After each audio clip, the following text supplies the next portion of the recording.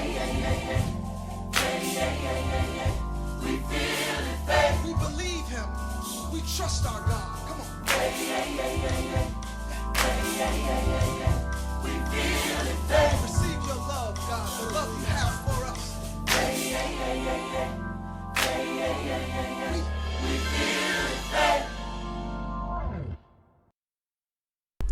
Okay, hi, welcome back to the live stream, but also welcome back to the memoir. For those on the live stream, hope you enjoyed the show. For those who are just watching the memoir, welcome. We're going to continue from where we left off. Yesterday, we finished with high school, and it is I switch right now. Speaking to you guys and so telling this side of the story, because I am the one who experienced the most, and Abaddon or Abby does not exist yet in the system, so it just makes sense that I would tell the story from here. So high school, to recap, is where our system went through, of course, everything. Imagine almost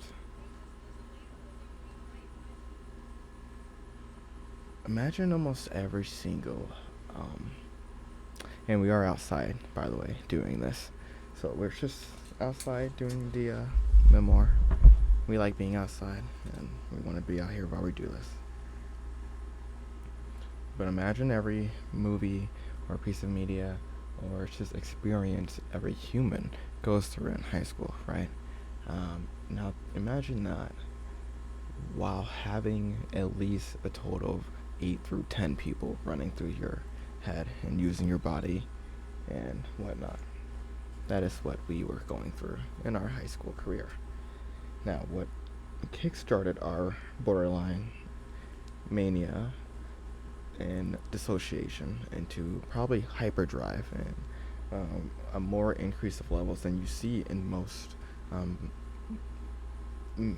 male bodies, birth bodies, I guess. I don't know.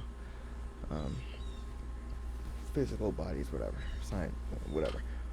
You see it less because they're less likely to go through their trauma, and in our opinion, this isn't something scientifically proved or anything like that, but we'll say, in our opinion, most men who end up with these type of disorders don't go through the trauma, they just kind of recreate it, right? And that's where you see a lot of it repeat and stuff. But for our system, we did not recreate the trauma that we were going through or experiencing, nor did we recreate the trauma that the original soul experienced, right? It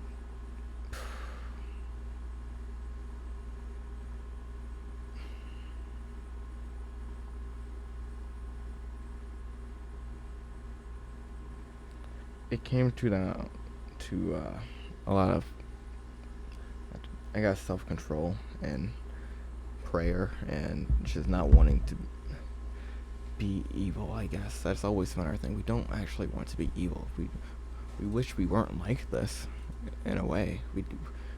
We did not choose to have trauma done to us and our mother and our experience in life, right? We didn't ask for that. It happened to us, and this is the outcome. It created this, and we had no say in our own creation, right? Arthurs just form out of trauma, and we did not get a choice in that. And so when you have it, here we are in high school, age 16.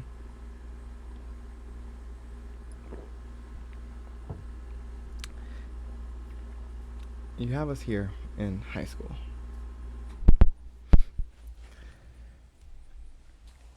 And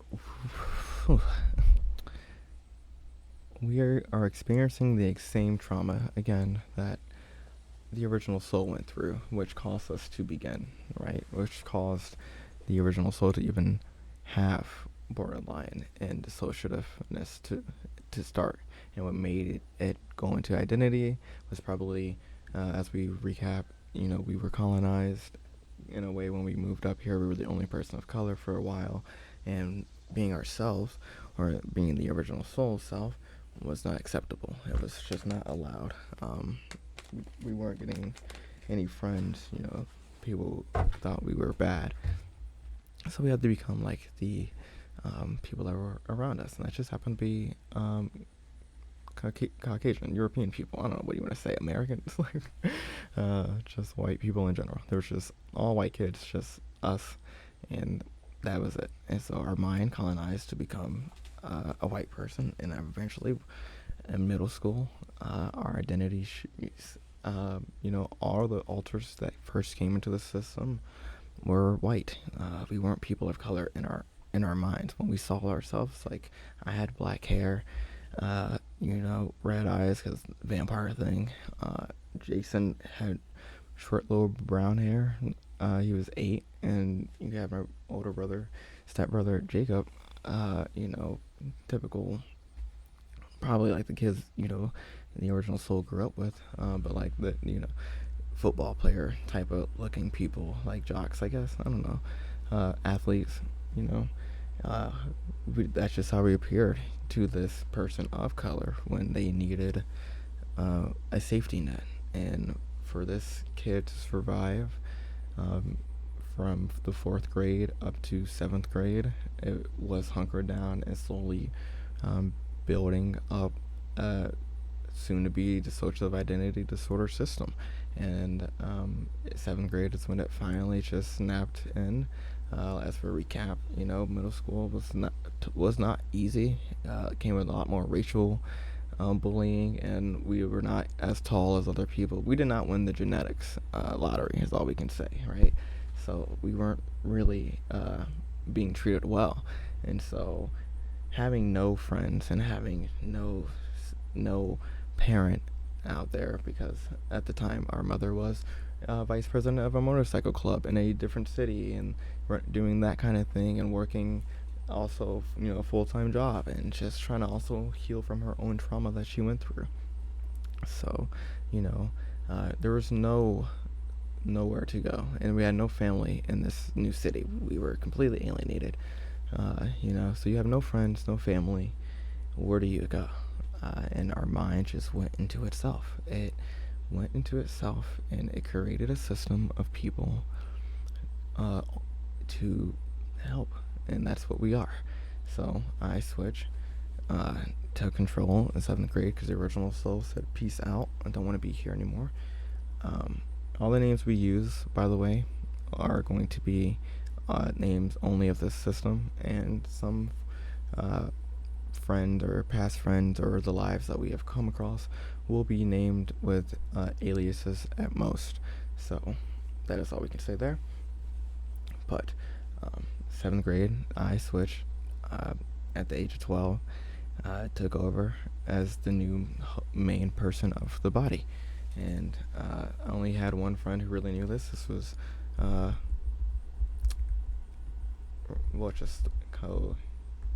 here.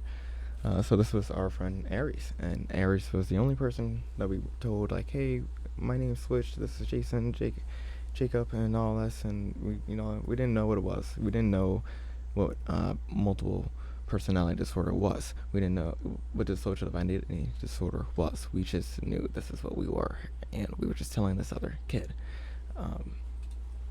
And that's it. That's how we got through middle school. I took over. You date here and there as a kid. We're not going to go much into it again, but, just experienced that. Then high school. A lot of things happened in high school. To be on the realistic side, as I was stating earlier, our system went through the same trauma that our original soul went through in our 3rd year of high school. And so here you have us as a fully formed system of at least 8 people now. And here we are now going through the same trauma, but as a system. How do we cope with this? And so a lot of things happened between our 3rd and senior year of high school. We became something completely different. so much evolution happened to us as a system that is probably not, you know, would never happen to any other system out there that is, once again, in a physical male body from birth. It's just our opinion, because not a lot of um, cis straight men are able to cope and handle the um, mania or the anger or the burst of energy or the trauma, um, flight and fight and freeze, all of that. They're not able to really cope with that um, themselves in a safe manner, right? So most of them aren't in public view. Mental health at the time isn't really a subject you talk about in our years of going through middle school. This is probably in the I will say the year. It's like 2012, 2013 when we're in middle school, right? So again, mental health isn't really that big, especially for people of color. So here we are in high school, and it's kind of becoming more talked about in a way, but we still didn't know what we were. We figured out the multiple personality thing because a few uh, searches here and there, but the only thing that really kind of felt like us was schizophrenia, because we didn't know what mania was. We didn't know anything like borderline. We wouldn't know any of that. We weren't focusing in school. We took psychology class, believe it or not, and we did a whole presentation in front of our. See, we didn't talk about this. This you get in a recap. We did a whole presentation in our psychology class, our junior year, beginning before we were re-traumatized, right? And we literally did it on our system at the time. We went up there, said, "This is who we are. This is Switch, like how we were doing to you guys." We did this in front of our entire class in high school, and broke down our system. And our teacher gave us an A+ for that. And then the next day, when he saw that we didn't have any money for lunch, he bought us pizza bagels because we were sitting alone and literally starving. And he just bought us lunch, and I think he felt bad for us because we're doing what we're doing now. But imagine us at 16, 17 doing it, and you're just a student at school. So no wonder why we were sitting alone, right? But that's the honesty. We do not care. Again, cis men are afraid to talk about mental health. The fact that when we even bring up therapy to our father, our biological father, the first thing he does is like, whose idea was that? Like, why would you even need to do that? Like, it can't be something that we as a system are seeking out. And we've always been honest about being a system. We've always been honest about having dissociative identity disorder to our family. And it's just now in our 28 years of life where they are, well, at least our mother is starting to understand it as something serious and it cannot be pushed aside. Not to say that she did not help, but again, we talked about all these things. But yes, so if we were, when we went through the second wave of trauma, right, you would think, being in a situation as a person of color who was getting bullied, and we were taking a growth hormone in middle school to get taller, so that probably did some things to us as well, in our hormones, because we got a brain scan for that, and they were like, you're not producing enough hormones to actually grow. This is a genetic thing, again. So who knows what's really going on into our mind. We've been on antidepressants not long enough for it to do a real effect. We only did it for half a month and knew it was bad and threw them away. So, like, we just have been doing this ourselves and coping ourselves, right? And we made it to not any of the bad places that we kind of were leaning to, because somehow we were able to shed our identity as a man, our identity as a woman, and our identities as just, we know we are an intelligent life form that can do this, that can explain so much pain and so much honest truth, and yet sit calmly and try to figure out why it happened, but not also the why, but how to heal it. And this is why we are trying to get real therapy. So it's things like that, right? Um,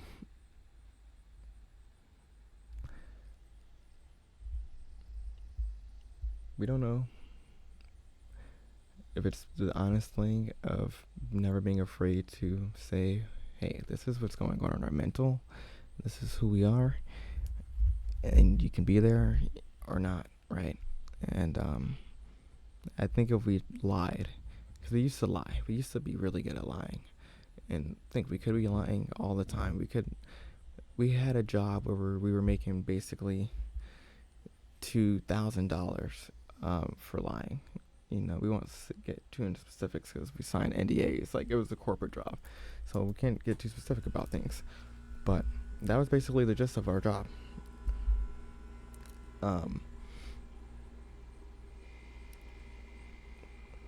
To still throw that job away as a system and be like, it's not worth it, and try to do something else. And you know, we tried everything, right? We'll talk about this later, but we've been tested in all the morals of human too. So as a D.I.D system, we understand that we are beings and we can make choices, and yes, it might be scary, and sometimes you're going to enter a mode of fight, flight, or freeze, and it is up to us at the end of the day to still make the choice. We got attacked. We'll talk about this later, but just so we can get to the point for the recap to make sense of how can we talk about all this and still be here, and why are we so honest about it, and why we're not afraid. We got attacked a couple years ago and blacked out, and in the blackout rage and the blackout scaredness and the blackout everything, we still were able to lower the weapon that we had grabbed, and knowing that we did not want to actually like attack this man who was attacking us and everything. Like, we didn't want to actually do harm. We were trying to not get any harm done in that situation. They attacked us first, like hit our best friend with a car attack. Like, it was bad, and we still put down what we had in our hand. It was okay. It was just a brick. We picked up a brick while we were blacked out, and we're able to still come to and go, okay, this is bad. Put the brick down. Slow down. Try to still use your words. If we can do that as a system that saw so much physical abuse done and had physical abuse done to us and had all types of things in our lives, right? We can still come out of our blackout and collect ourselves. We have decided either A, there's something that other people are doing to purposely not make the right choice, and they want to do the bad thing, and they do not care. They do not have empathy, and they use their mental illness to escape that. B, their mental illness is more severe than ours due to something else that they may have done, and there they cannot draw the line between it, and those people actually do need help, and those are people who we should be talking to and trying to rehab instead of just throwing in the system. Or C, there are people who genuinely just do not care, have no empathy, no mental illness, and are just liars and will do whatever to make themselves survive. And they are just, that's what you would call a lizard person, I guess, to make it more relatable. Those are the people who are getting by in all types of ways, and we just have to let them, because there's nothing you can do to affect them. And that's where we're at. So we choose to be someone who is the D option. Be honest all the time, or be dishonest all the time, depending who we're talking with, and if they can't handle mental health, if it breaks them too much, and they're like, no, I can't talk about this stuff, then we'll just have to lie. But if we have to lie about who we are, if we have a mask to say, then it's not worth it, right? So we do this, and hopefully when we get therapy, this We'll also help our therapists uh, have an easier understanding of who we are. But that is the recap of high school and how we are here. And so now I will talk about the system hitting 18. It is hot outside, guys. Getting humid.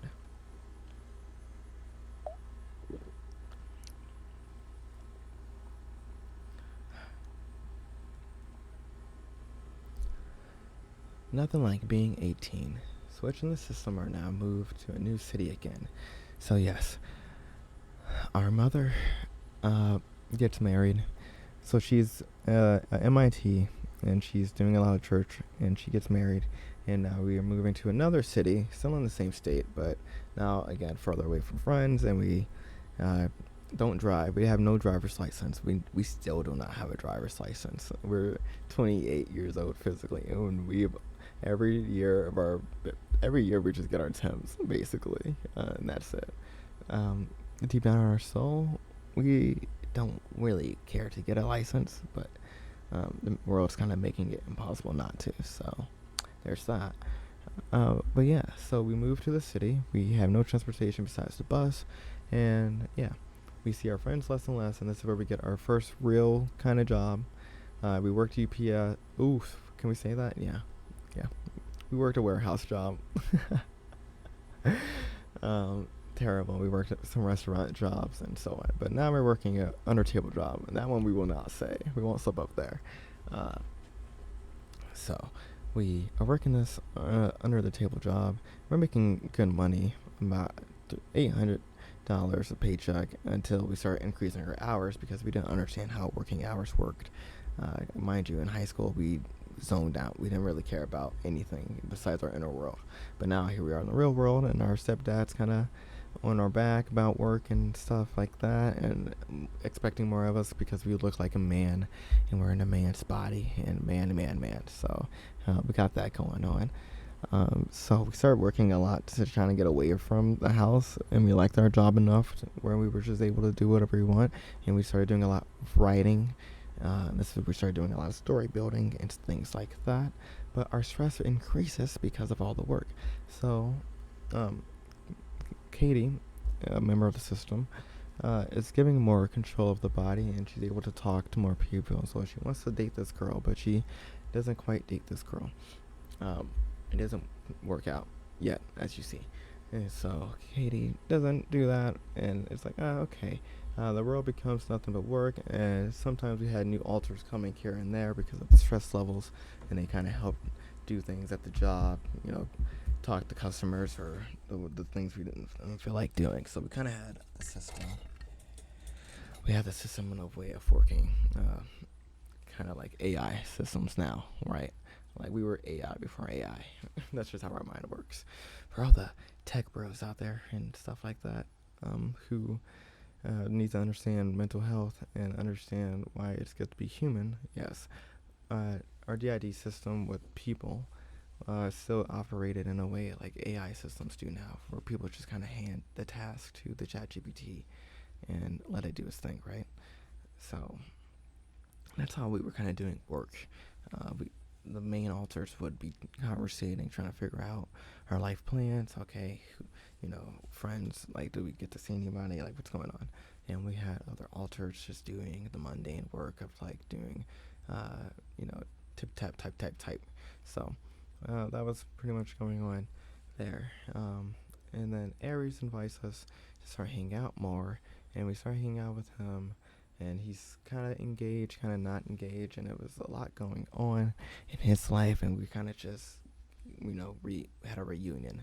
So we were feeling good because he was pretty much the only person on the earth who knew us for who we really were, besides his ex and some other people. But that was it. So, going back and forth between the bus and getting picked up and dropped off, it was kind of like, not the greatest thing, and not a lot of fun. So Aries, being as wild as we are, it was just like, you should move in. So we moved into the apartment. with Aries and another friend from our school, and they had roommates already, and there was a lot of things going on in this apartment already. So we decided to just add our little D.I.D system into the mix, right? So we did that, and moving here, moving back, and moving with Aries begins the yearly like this is where we never have ever stayed in a place for more than a year. Like once a lease is done, sometimes we don't even make it to that. We just can't. We're just gone. So there's a lot of explanation in that. I think if you go back and listen to the previous one, you'll see, our dad being a trucker and taking us with him, and our mom, when not really being home and us raising ourselves. And once we got old enough to not be home, we were never home. Like we snuck out a lot in high school. So I think this is where it's just we had no sense of home in a building ever. So life on the bay. This is where the system and Aries basically run a small town cult out of a 3-bedroom apartment. And to make that true, what we're gonna do is explain this as much as we can without making anyone a criminal and criminalizing anyone or anything like that. So in this apartment was too many bodies, and we definitely were doing too much Mary Jane for what should be done inside of an apartment. We were spending our money wildly. Eventually, the system we just stopped working at the under table job because it's going all the way to where we had to go because it was in a whole different city. It just wasn't worth it, right? And so we were like, we're gonna improvise and try to get a job here where we're back with Aries and stuff. And we weren't able to get one. Aries was able to get one though, and that was enough, I guess, to keep us afloat. And we had a game plan to get me one and stuff like that. So we'll get into that later. But in the little apartment, a lot of things were going down. Yeah, smoking Mary Jane becomes the daily ritual. Again, we felt like we had not had touch substance from, I guess, our junior year to senior year. We did, and then from senior year to moving with our parents to the new city, we had not touched it. So here we are now, and it's back full force all the time again. So yeah, the substance abuse was back. Our chemical imbalance is definitely. We'll talk about this, because there were alters who were formed here under different strains, and we have come to realize how different strains have affected alters forming when going through a lot of things. So strap in. So Switch applies for jobs and has some money, but never gets anything and soon runs out of funds. So yes, again, like I said, kind of lost money, but let's just staying afloat, I guess. We were surviving on a lot of oatmeal and ramen noodles and stuff like that. Yeah, typical 18-year-old with an apartment that we probably definitely should not have had. Many parties are had. People from all over the town come and go. People in the small community know who Aries and Switch are. By list, not in an ego way, but like in the community of what a small town can be, and the people who take part in things that are white crimes, we'll say. People knew who we were. Like a lot of people were coming here. Like we said, many bodies, many stories were had, many adventures were had here. A lot of walking, a lot of hiking, a lot of mischief. We were just 18, and this was all in the course of like from winter to spring. Okay, so we were just doing what we could, I guess, and getting by. So there we go. Ego is at the highest it has ever been, and soon the crash is coming. So yes, our ego was definitely high here Because again, 18-year-olds shouldn't be living like this. But it was powerful and magical that we were able to. There was so much rawness to it, and so much like, wow, we could do this forever. Um, and it was beautiful. It was beautiful. Um, but then Aries' brother betrays everyone. So we had a plan for the lease because it had to be renewed, and we were about to renew the lease and everything like that. Um, Aries' brother was gonna move in, blah blah blah. But then instead, while we were actually all away uh, at the mall, Aries' brothers took the apartment people and their grandmother to the apartment, and they checked everything. And could you imagine what an apartment ran by basically two 18-year-olds with substance abuse and mental illness, and could do to an apartment that was huge, kinda like a 3 bedroom, I think. Yeah. Uh, so, yeah, of course they were like, yeah, you gotta go. So we get evicted, and I remember being so sad about that. Like, cried. A lot of crying was done, and exit out, because relationships were had here. Like it was a safe way, a safe place for a lot of people. Like it was the place to go to get away from, like, basically we were the,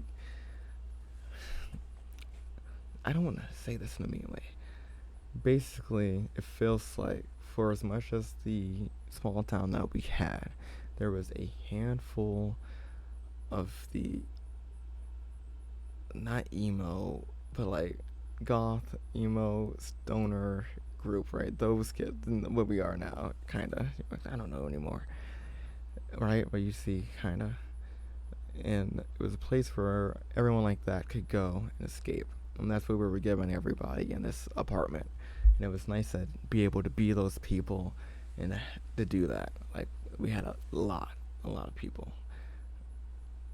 And after not being popular in high school and stuff, you can definitely see why it felt so good and why it got out of hand, because Aries wasn't also the most popular person either. He was very popular in this scene, but again, we weren't the coolest kids on the block. Like, a lot of people did not really like us. Like, the normal people did not keep us in the loop, if we say that. Like, freaks and geeks, I guess you could say. Like, we were the as high as we could be in the freaks and geeks, I guess. And that's it. So it didn't work out, and we had to move in with Aries' mom, and that also didn't work out. So we returned home, and there's tension between us and our stepfather again, because to the outside eye, we just look like cis man not able to stay in place or a good job. When really we were, at this point, we've had at least 17 total alters walk through the system. So we were like, yeah, whatever, dude. And so we had some army friends who we hung out with our senior year of high school. We would do LARP with them in the field, and we had a fight club with them. We wrestled. So our senior year, like our end of it, we would like be all sore from working out and doing fight club, and like we would have bruises and like eating everything because we got rough sometimes. They were doing army stuff to us, and so it was like a little thing in high school. We're like, yeah, we got the fight club, and no one knows about it. It was so cool. So these guys were very cool in our eyes and helped us out. They were like, if you're not having a good time there, you can come move in here with us. And so we moved in with them, and that was the end of the bay. Living with the fox. So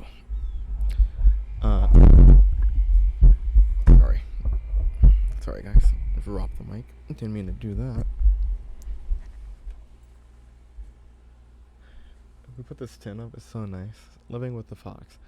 So our army friends helped bring the system out of isolation again, because when we moved back to the city with our parents, we don't have anybody again. So we're living on the couch with another friend who needed a place. So there's two of us crouching on the couch now, and we're not still unemployed, but the system had applied for jobs and had interviews, and we had gotten a job. We'll talk about that. But now, Katie is the main alter, making choices as I switch. Was too hurt, and I had to recover from the Bay incident, because that was a lot of, and I did not see it coming. And so I took a mental break, as I do. I've taken a lot of mental breaks where I just kind of leave the system as well, and it's, I come back when I do. So Katie, someone who does not who is not used to running the system, did not get a lot of time in school to run the system. Now gets to run the system. And so the old flame from before lives close, and they start talking more, and they, get together. But Aries had tried to be intimate with them previously, and that caused a whole lot of drama. But Katie really liked this person, so Katie went through with it. So as the relationship went on, so did Katie's anger and jealousy because of the Aries situation, and this is her first partner, and a lot of things have happened. So my son Damien, because my son in the system, all right, we do have a physical son, but when we say this, we do mean an alter son. So an alter that I birthed, Damien, it begins to show up more and take over and black out the body when Katie feels overwhelmed, because Katie isn't good at being upset, and she's not used to holding the body and holding all that emotion. Like I said, cis men aren't really allowed to express or feel that sadness, that vulnerability. And no one is telling them they can't. I guess besides society, I guess it's like that is doing it still. But honestly, if we did not have D.I.D, we probably wouldn't be here. We'd be in a worse place. We'd be a terrible dude. But we gave ourselves the opportunity to feel all of our sides, all of our emotions, and all of our vulnerabilities. And so Katie's anger and jealousy, it was a side of us that saw all the jealousy trauma from these men who hurt our mother because they were insecure and were holding in their emotions, instead of crying and being like, I just feel like this is what's going on and my emotions are this. They thought that their fist was a better outcome. So we will never do that. We have never done that. We know people who were once our friends who have crossed that line, but we don't cross that line because we are not afraid to rather cry and be like, we just feel hurt. And that's the only difference. That's, again, we talked about that. Why can't more people just make that choice of being vulnerable and say, hey, this is what my heart is feeling right now, and I don't care if it makes me look weak. I feel like this because of you, or because of a situation with someone else, or something that I saw. Why does it have to be the other outcome?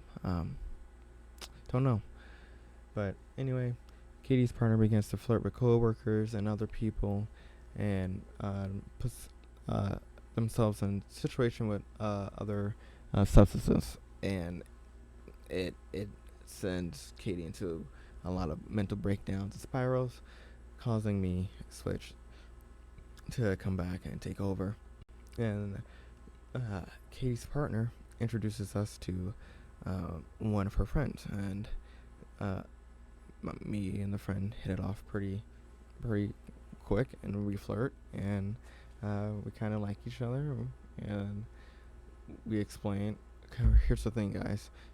Since I would say once we hit 10th grade, we realized we can't just date 101. Actually, it might have been after our high school experience. We realized You want to say polyamory, sure, but not in the sense, like, even as a system, us trying to uh, do monogamy does not work. Even if it's to try to make someone else's relationship work, it just does not work. And we'll talk about this later in life too, in this. But yes, so we try to explain this to Katie's partner, but they don't want us to date, and so this causes a big fight between myself and Katie, and things get too dramatic. And again, we don't have a coping system and everything. So this is when I am the most devil I have ever been. The most terrible thing I've done to everyone in this system is this attempt of, uh, you know, trying to take our life because I could not get what I wanted, and showing and being like, I am the I am of this body. And if you do not do what I say, then okay, then there will be no body. That was a big, crazy wake up call. Because we didn't expect to wake up from it. Literally, it was a wake up call. So we survived the attempt. This is our second attempt of trying to take our life. I walked the body half a mile to Katie's partner because now when I'm doing this attempt, I am texting Katie's partner like this is happening. I was texting every detail of it. It was cruel. And again, this is because in these years, I switch. In these years, when I'm presenting all of this devil me, this is when I thought I had to be a man. I thought I had to be what a cis man was, and this is what I saw cis men do. But I made a vow that I'd never harm any other human. So the body's not my body because I came into it. And we still thought we were, we didn't know what we were still. We still had no idea. We were just like 18, 19 at this point with all this mental illness. So, of course, I was sick. And, I was evil and twisted. And there's no excuse for that. Though we never tried to excuse it. So, anyway, I survive the attempt. And we all survive somehow. We sleep for a little bit. People are trying to trick us into going and getting help into a hospital, but we're too smart even after our attempt and only being conscious for 40 minutes. Now, mind you, we did this overnight, so the attempt happened. All of our friends, all of our high school friends were there. They were all sleeping. We tiptoed over them to go do it and tiptoed over them as it was taking effect.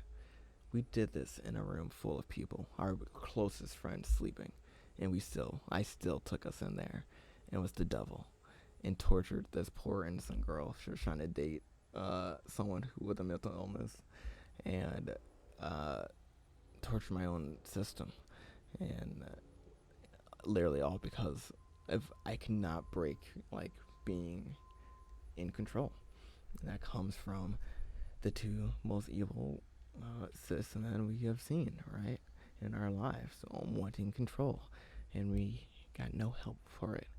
So where does that go? In the child's eyes when they see that, where does it go? And so surviving the attempt was crazy. Our friends leave having no clue. The only friend who does know is the one who's living with us on the couch. So he's in contact with Katie's partner and trying to help, get us help. But I am not a fool when it comes to people and surviving like that. So they were trying to use the girl that I was trying to date to trick me into giving up information exactly where I was, or to go to a certain location. And literally I stopped and told everyone, I was like, guys, I'm not falling for this. You guys don't have to try to trick me. I'll make a deal. I'll walk Katie to the job and let her rest there, and then I will leave. And mind you, during this attempt, our mother's wedding was in 4 days, and so uh, we really were in a bad place mentally. When you come to this point of the story, you have to think how bad we were and like how low we were, especially after you listen to the first part. Um, you know, everything makes sense. So, again, waking up was a true wake up call. So, I walk the body because am the only one who can withstand pain the most in the system. When the body is attacked by any pain, I am the alter that is the first one to front and take the pain. That is my role, and that is what I do. That is what brings me back most of the time. I have been in deep sleeps, comatose, and have been brought back because the body is in too much pain for any alter to withstand. So I walk the body across the interstate bridge in the code. Believe it rained a little bit, and park it in a booth at this place, and it rests for the entire shift into for the place to open to close. And mind you, we had a friend from school who also worked at this restaurant with our friend. So, and this friend that worked at this restaurant is one of my exes. Me switch. I dated this person in the 7th grade, and here she is in my life. This is why this is. We're being so honest. My ex from the 7th grade, and I broke up with her because people were making fun of us in the hallway because she was taller than me, and people were like, how are they gonna kiss? He's gonna need a ladder, or she's gonna have to like bend down. And like hearing them laugh and mock, I in my mind, in my head, I thought, okay, it would be best because I had been dumped already for someone being like, you're too short, right? So I didn't want to get dumped for that, and I also did not want someone to be bullied because I'm being bullied. And so I just broke up with her, and she wanted to know why, and I don't know how to explain it. I didn't know how to explain it. How do I explain that I hear people laughing at me and they're laughing at you? And if you know, you're 12 and you're alter that's just formed, and this is your first girlfriend. I didn't know what the fuck I was doing, okay? I, I didn't know what the fuck I was doing. But here we are. This same girl who I broke the heart of is in my life, and I'm 19, and I have not. She moved away, and after our 9th grade year of high school, she moved, and we never saw her again. So we are now seeing her for the first time in these upcoming months because Katie's dating someone that she works with. This is our life. So she knows about the attempt, and after the place closes and she's there, we're now in her car, and everyone's trying to figure out a plan and just understand what's really happening. And because we have spent time with her and her partner at the time there, and it so she knew about the system. She had seen Jason and everyone else. She knew who Katie was, so she knew everything. And so I wonder what she felt when we were there, and I kind of reached out to her.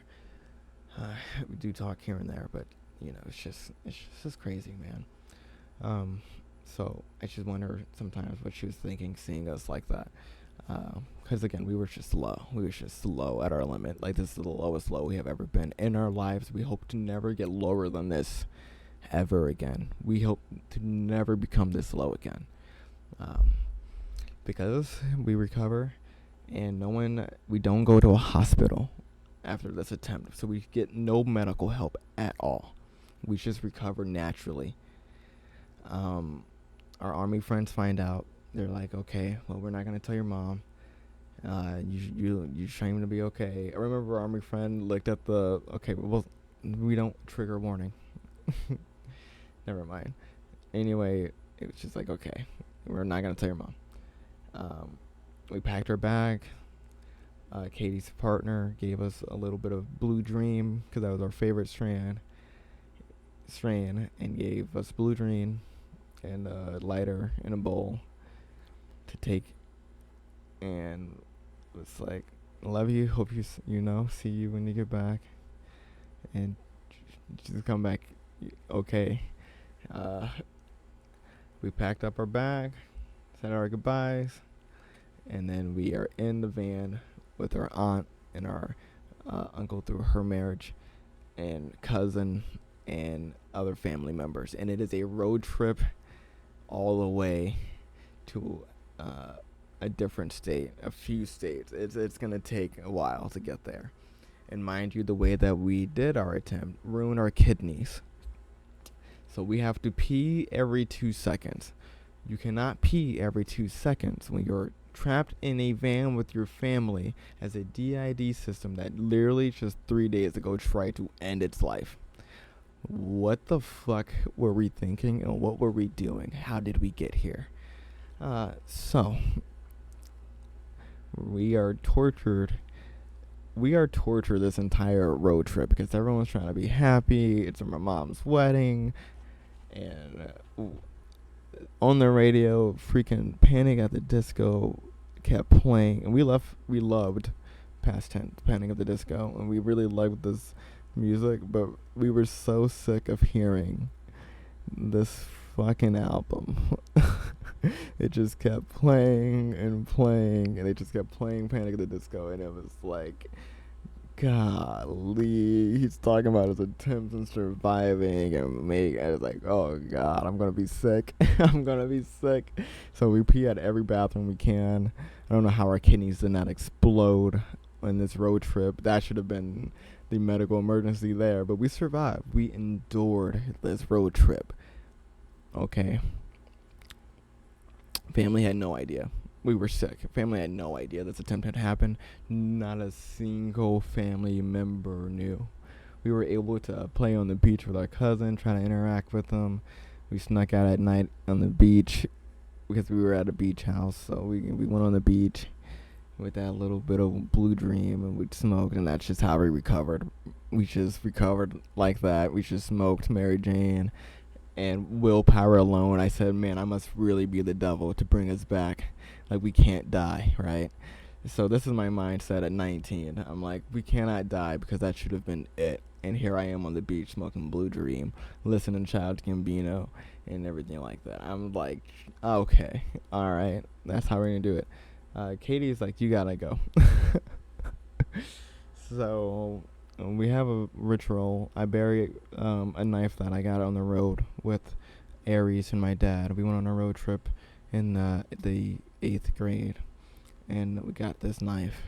And so here we are now at the beach with this knife, and we bury it there. And it was basically everyone in the system being like, Switch, you have to go. And they were trying to bury me away. So they bury me, and I am gone. I leave behind my 2 daughters, though, Snow and Julia. I leave them behind in my absence, and that's the last thing I do.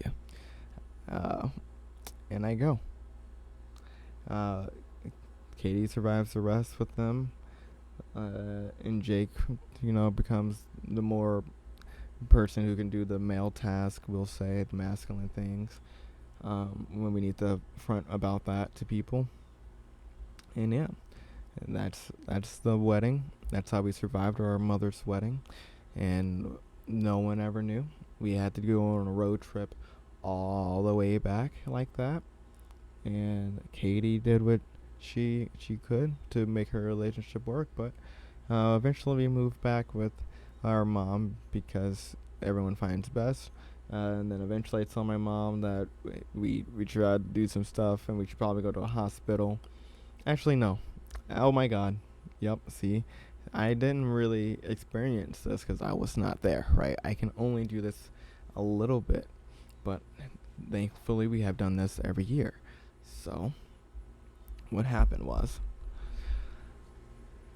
when we were living with our family, I do come back, and it scares Katie and Jason a lot, and uh, we're going to the store with our stepdad, and Jason is secretly texting between blackouts because this is how messed up our mind was when I came back. Because I'm still the devil, and it was like I had used Snow and Julia to actually reincarnate. Because yeah, why would I ever truly get rid of me? I'm not going anywhere because I'm still the original soul is still. I'm the last one he told to run things. Until the original soul tells that to anyone else, you're not getting rid of me, right? So I came back, and that sent the body into a trip.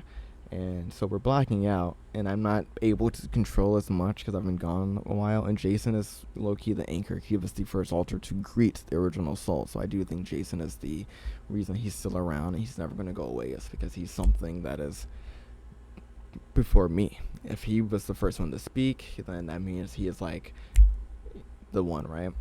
So Jason is telling Katie's partner that things are bad and everything, and some other friends. I have no idea. I didn't know this. And so I'm trying to get the body so I can go off and run away with it and do what I'm trying to do, but it's not working. It's just not working. So I can't get it.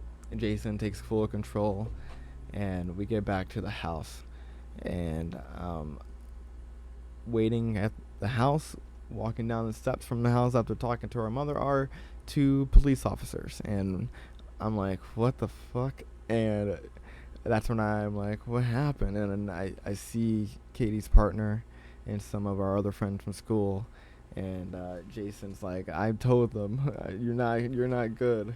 And I was like, you betrayed me. And I tried to get to Jason. I remember I tried to attack him in the inner world, and he swatted me down. So yeah, Jason, if you remember in our last part or the first part, when we had our inner world fight club, Jason was the top dog. He was the winner. He has the form. We call him Javidan for a reason. So he easily defeated me in the inner world. I thought I was stronger than him. I was not. So I went bye-bye. Katie took over, and the cops came and talked to us and was trying to ask questions of what's going on. And we let them know that we had our knife on us, and they took our knife and everything. And we told them what hospital to take us to. It was a hospital we had been pink slipped at before when we tried to see a psychiatrist a few times and whatever. And we were just like, whatever, take us there, man. Just take us to this place. So they did. And Katie said goodbye to her partner, and I think that's where the relationship ended because betrayal. Or, just too much. So we go to the hospital. We are checked in. We tell them about our attempt. This is now our mother's first time hearing about the attempt and what we did to our body and how when it took place and everything like that. So she's heartbroken. And the doctor's like, how did you didn't get any help like after or anything? And it was like, nope. And he was like, I'm gonna be honest, I don't even know how you're alive. That's good, I guess. But still no one did any real exam. We don't know what our insides look like. We just now got health insurance and we still can't use it yet. So we're just hoping one day someone doesn't look at our kidneys and go, yikes. I don't know. The body is strong. The human will is willful. But so we survive that. We get out, and that's it. They just kind of let us out the next day, and they're like, "Oh, you're looking healthy now. You just had anxiety. Try to get a dog, go to church, and get a job." Literally, we have a sheet on the paper. The third thing it was like, think about your job to feel better. It's like, okay. I think job is the last thing mental ill people want to think about. That's the last thing, but okay. So that didn't really help, and we just kept going. So back here again. So we move in with our mom, step down again, and Katie's dating a new partner. Oh, see, this is where I skipped. I didn't know I put all this in here. There you go. Check in, lie, get out. There you go. Break up with Katie's partner and get a job back under the table. So yes, we got the job back under our own table. How long have we been going, guys? An hour? We're at an hour. Okay. What's it like in the inside?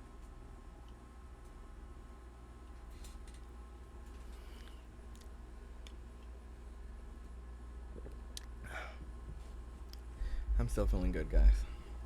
I'm just gonna loosen my pants. Don't worry. Okay. Okay. So there you go. I guess I sped run all that for you guys.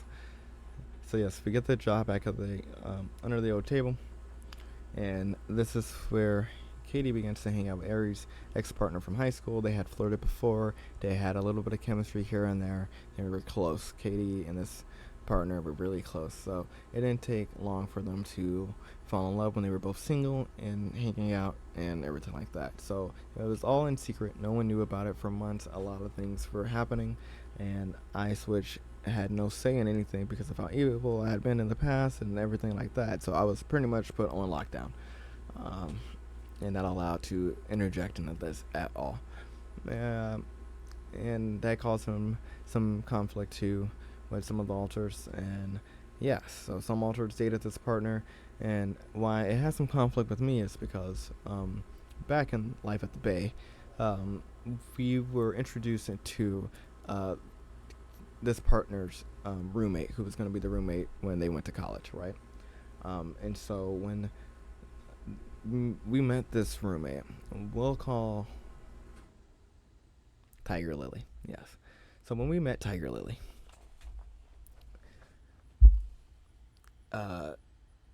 she had done something no one in our life has ever done. So Aries and I have a secret communication, almost telepathy. We did when we were real close, you could say. Like, we could talk with our eyes. Like, we didn't talk with our mouths moving anymore at this point when we got to the Bay, because we had done so much together. Like, we were so close, right? And so we were talking with our eyes, and Tiger Lily was the first person ever in our decade of being friends and doing this to go, what are you guys talking about right now? And stop us mid-conversation as we're, having our little small conversation. And out loud, we were like, what the fuck? What are you talking about? Like, what? And Tiger Lily was like, right now, you guys are talking with your eyes, and you like, deep, what are you guys talking about? Don't be, like, a secretive share.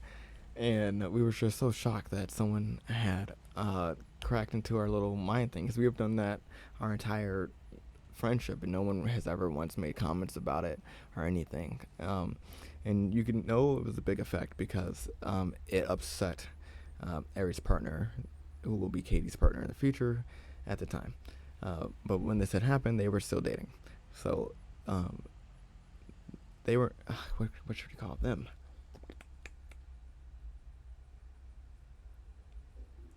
We'll go with Goldie. So Goldie did not like the fact that Tiger Lily could read on the telepathy that we had with Aries. So that's how big of a deal it was.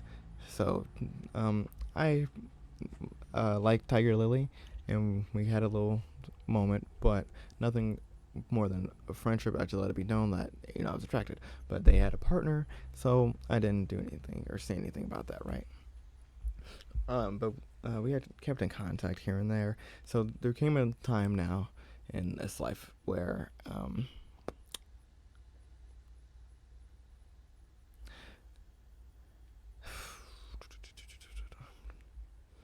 I was kind of living my life, doing whatever I wanted, and then Katie was able to do her life, whatever she wanted. We had split the week into equal amount of time of, okay, I host and I get Aries time, and I get to be with Aries and do this.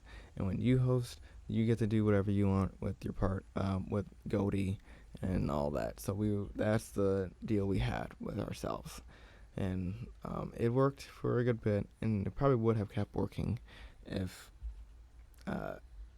Katie did not fall so madly in love with Goldie and what it did. So that caused division because it was still a secret, and no one really knew about it, right? And so I didn't like keeping it a secret from Aries, and I wanted to tell him, but I was respecting Katie because I tried to end Katie's life. So we were caught in a real bad trap of, like, we're not trying to lie to people. We don't like lying, and I don't like lying to my brother. So I wanted to tell him, but Katie kept throwing out the fact that I did try to end the system, and I promised her that I would not interfere with her life and she did not want the relationship to end and all the drama that would come with it. So I was like, okay, then fine then. If that's gonna be the case, then I'm leaving the system. So me, Jake, and Jason left because we wanted to tell Aries what was going on, but we could not. So we left the system, and in the system was just Katie, Wolfgang, and Wolfgang came into the picture at the downfall. So on the last day of the Bay, Katie curated. Oh my God! I get a little mouse. I get a little mouse. Sorry, we got a little field mice and chipmunks out here, but so on the last day of the Bay, Katie, under a very strong sativa and under a lot of stress and trauma of being evicted, was able for her first time, this is her first time ever creating an altar. And so she created a protector for herself because I was not a protector for her. And she created her own protector, and that was Wolfgang. Wolfgang is a 6 foot tall German hellhound, blonde, blue eyes. That, again, remind you, we're still colonized. We still don't see ourselves as people of color. No one in the system, till the age of 19, still sees themselves as a person of color. We still saw ourselves as white people. So keep that in mind. So that's where Wolfgang comes from. So Wolfgang comes in under that impression. And it showed a lot because Wolfgang was physically stronger than me, and I thought I was the strongest person in the body, in the system. But no, Wolfgang's stronger than me physically. When he steps into the body, you know it. He requires a lot to be in the body, and since we have not been healthy in a while, he has not been able to be around. That's the kind of altar Wolfgang is. So Wolfgang is now there to be the protector for them, so wasn't too worried about that. And Alaska is in the system, so they were the only ones running things now, and that's where things start getting blurry for me, and I can't really remember too much. And the only one who's going to be able to pick up is going to be Abby, so it's going to be a good part to kind of end it almost. So eventually people find out about the relationship that Katie had with Cody. So when people find out about that, then it didn't come with too much stress, and her life's actually pretty good. So I'm out of the picture, and we went with Snow. Okay, so we'll go with Snow in the future, I guess. Cody, Snow, whatever. So we'll leave off here. But this is where Abby is going to have to pick up. But this was a good amount of time. We got everything discussed. And yeah, we're going to head out now because it's so hot. We probably got to get some food in and clean and figure out what's going on with some other things in life. So thank you guys for coming by and listening. And we'll see and hear from ya later. Thanks.